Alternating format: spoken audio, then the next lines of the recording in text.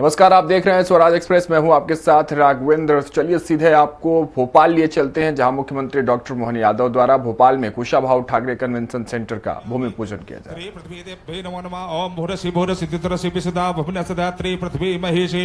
ओम पृथ्वी तथा गता लोका देवी तत्र विष्णु गदा धार देवी क्रोचासनम पृथ्वी देव्यै नमो नमः। कलश देवी भुवनमा कलश जय मुखे विष्णु कंठे रुद्धे समास्ता मूले तेस्तो ब्रह्मा मध्य मात गणास्पता कुच्युत जी। हाँ है सर, एक पैकेट।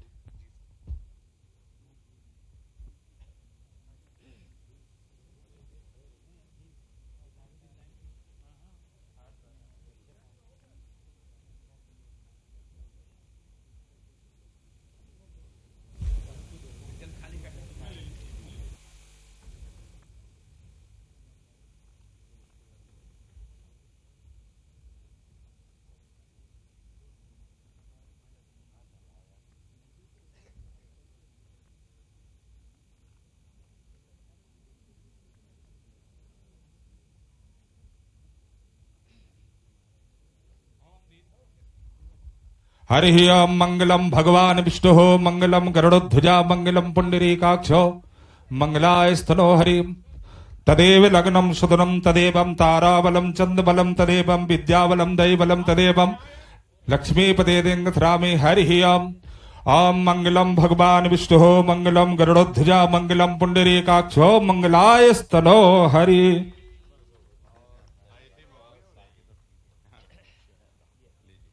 हरि ओम कामधेनु समृदोतम सर्वेशा जीवनम वरम पावन प्यासनाताम प्रतीकताम मां हरि। बोलो गजानन भगवान की, लक्ष्मी नारायण भगवान की जय। गंगा सिंधु सरस्वती नर्मदे सिंधु कावेरी महेंतरया चढ़वती वैदिका क्षिप्रा वेतवती महासुरधि ख्याता जया गंडकी पूर्णा पूर्ण जले समुद्र सहिता कुरुवंत में मंगलम। बोलो पृथ्वी मैया की जय। जी सर, साहब से पूजा विक्रमादित्य नाटक की करवाई थी सर। विक्रमादित्य नाटक साहब जब अध्यक्ष थे पर्यटन में।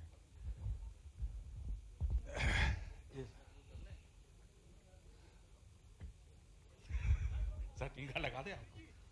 हाँ एक मिनट रुक जाओ।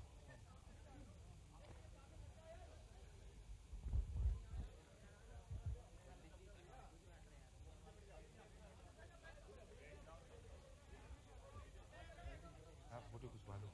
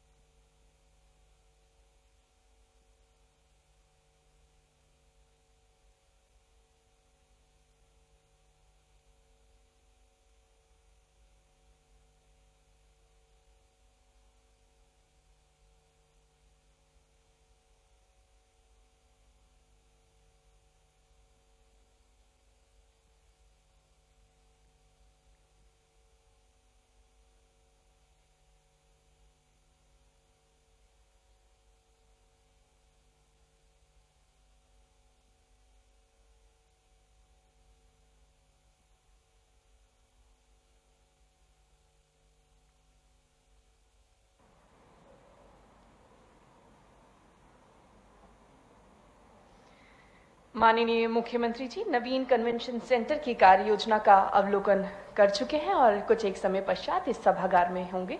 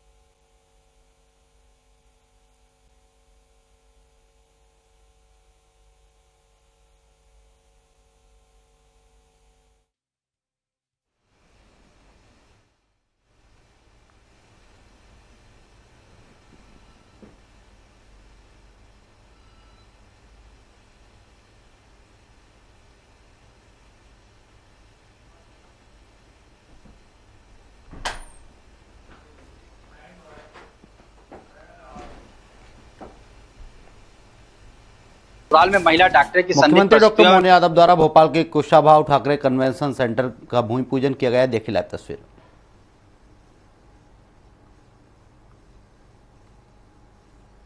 बना तो शिवशेखर शुक्ला जी यहाँ मौजूद है, आपका भी अभिनंदन। ये पर्यटन की भावना को बढ़ाते हैं। हमारे लिए यहाँ से लेके वहां तक इलैया राजा अपने बीच में से राजा महाराजा के जमाने से इसको याद कर रहे हैं, तो जनता जनार्दन का कन्वेंशन भी मिलेगा। ये हमारे लिए जनता का और राजा महाराजा का काल दोनों याद दिलाने वाला मौका है। मुझे इस बात की प्रसन्नता है कि ये जो सुखद संयोग हमारे बीच मिला है, कहीं सही में कन्वेंशन का मतलब क्या है, हमारी सभी प्रकार की बातों को बढ़ाना। तो मैं शब्दों से ही बढ़ा रहा हूं, गलत क्या कर रहा हूं, अपना तो काम ही है। हमारी इन व्यवस्थाओं को लेके चलने के लिए हमारा एक प्रकार से उत्साहवर्धन भी होना चाहिए। और यशस्वी प्रधानमंत्री का जोरदार अभिनंदन करो श्रीमान नरेंद्र मोदी जी का। ऐसे विजनरी नेता और ऐसा लीडर परमात्मा की दया से वाकई अद्भुत समय चल रहा है। ये स्वर्णिम काल है भारत का, जो स्वामी विवेकानंद की उस भावना को आज अक्षर से सिद्ध कर रहा है। 21वीं शताब्दी भारत की होगी। मनमोहन सिंह जी समय तक तो दुखी थी, क्या मालूम ये झूठ बोल गए कि सही बोल गए, पता नहीं क्या था। लेकिन जैसे ही मोदी जी आए और भारत ने अपनी आर्थिक ताकत बनकर के इंग्लैंड को पछाड़ा, और आजादी के बाद 60 साल बाद ऐसा नेता सच्चे अर्थों में, जो जिनका अपना पारिवारिक बैकग्राउंड बहुत अलग प्रकार का, कष्ट में, सब प्रकार की तकलीफ में, लेकिन अब मोदी जी को देखो किस क्षेत्र को छोड़ रहे हैं।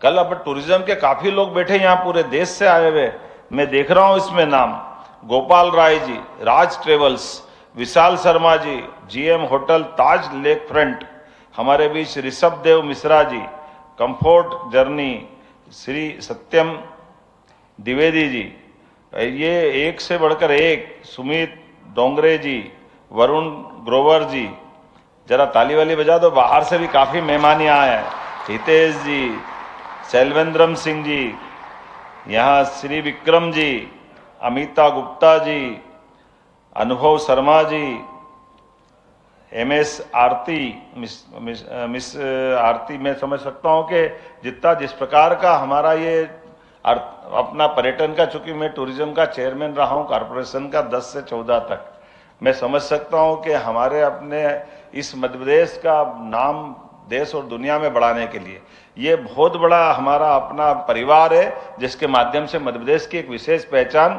सभी क्षेत्रों में बनती है।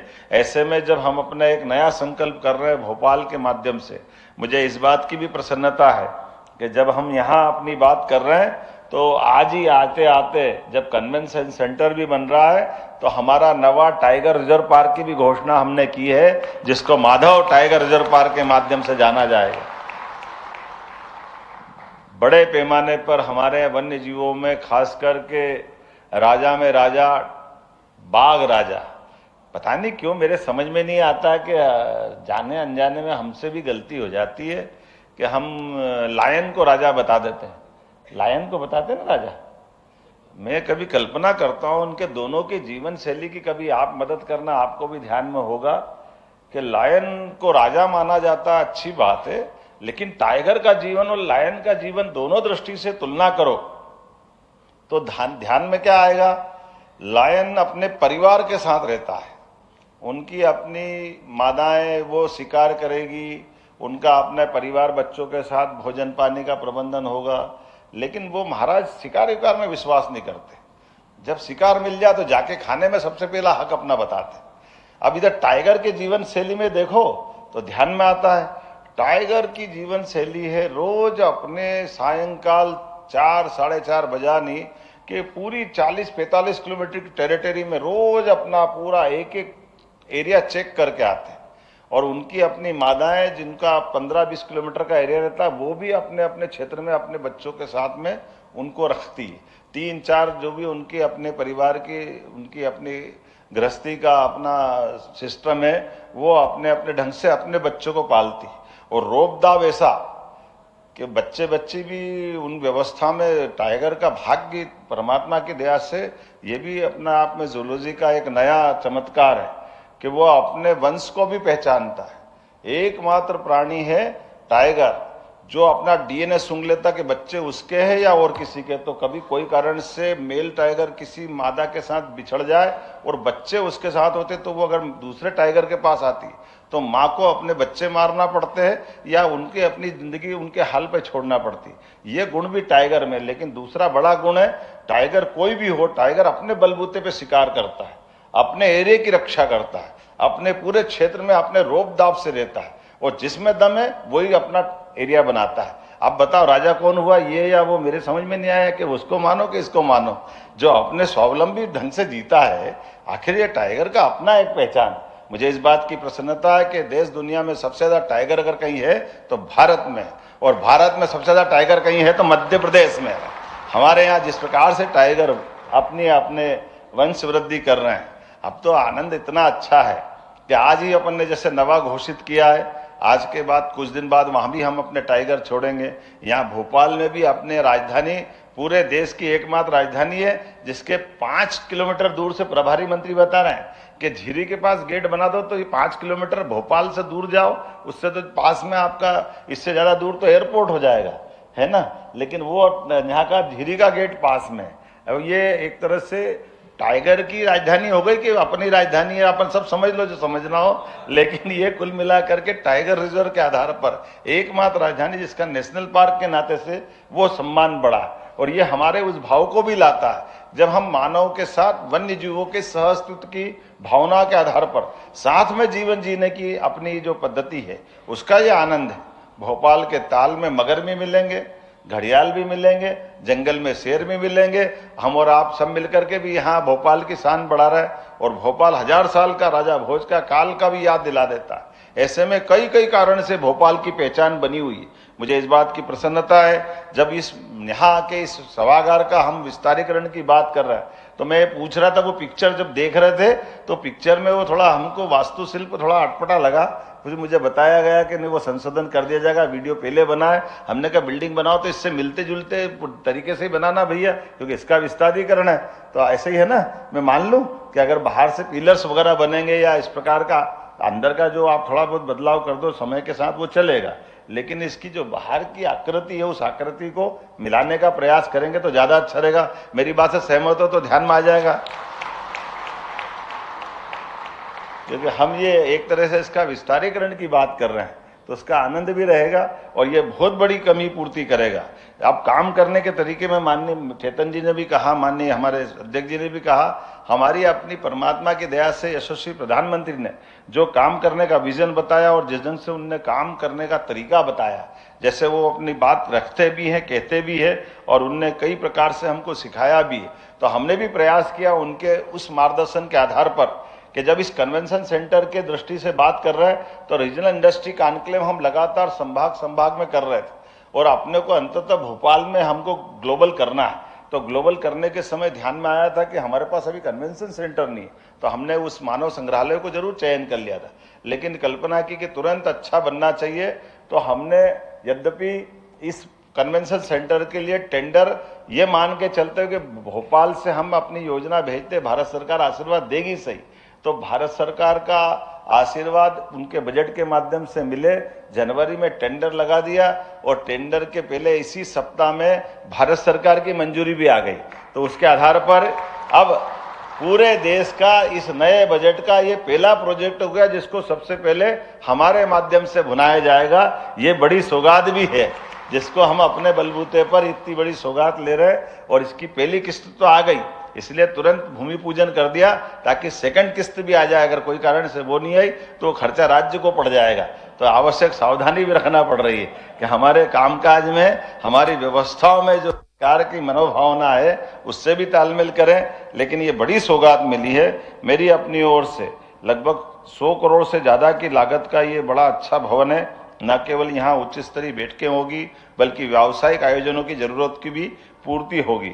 मुझे इस बात की प्रसन्नता है कि जिस हाल में हम बैठे, ये 1909 में बना था और 1909 में बनना शुरू हुआ था और 1936 में पूरा हुआ, अर्थात 9 और 36 जोड़ो तो इसमें आप मान के चलो लगभग कितने साल लग गए, 25 साल लग गए। 36 है ना, 9 में 1 10, अरे कहां से 27 साल,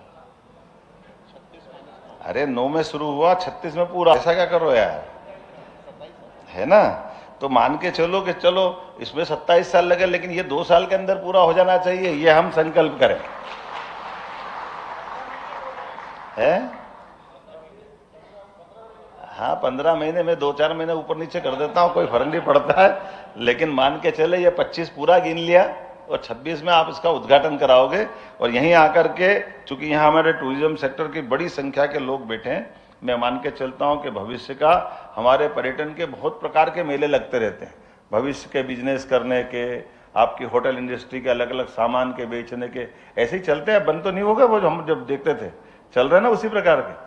तो उसी प्रकार की व्यवस्थाओं से जोड़ करके जब हम बात करेंगे तो 2000 से ज़्यादा लोगों की भोजन की क्षमता का डाइनिंग हॉल यहाँ बनेगा। 2000 से बड़ी संख्या का बाहरी लान में भोजन की व्यवस्था रहेगी, और बाकी कमरे तो आपने बता दिए, लेकिन 275 वाहन की पार्किंग, ये बड़ी पार्किंग जिस प्रकार से आपने जोड़ा है, मैं मान के चलता हूं कि करीब करीब इसमें सब कुछ जोड़ा है। मेरी अपनी ओर से इस पूरे आयोजन के लिए पुनः पर्यटन निगम को बधाई, बहुत बहुत धन्यवाद। बहुत बहुत धन्यवाद माननीय मुख्यमंत्री जी। और अब मेरा निवेदन है आदरणीय प्रमुख सचिव महोदय जी से, कृपया आप माननीय मुख्यमंत्री जी को सप्रेम भेंट, एक मध्य प्रदेश पर्यटन विभाग की एक बास्केट है, वो आप भेंट करें।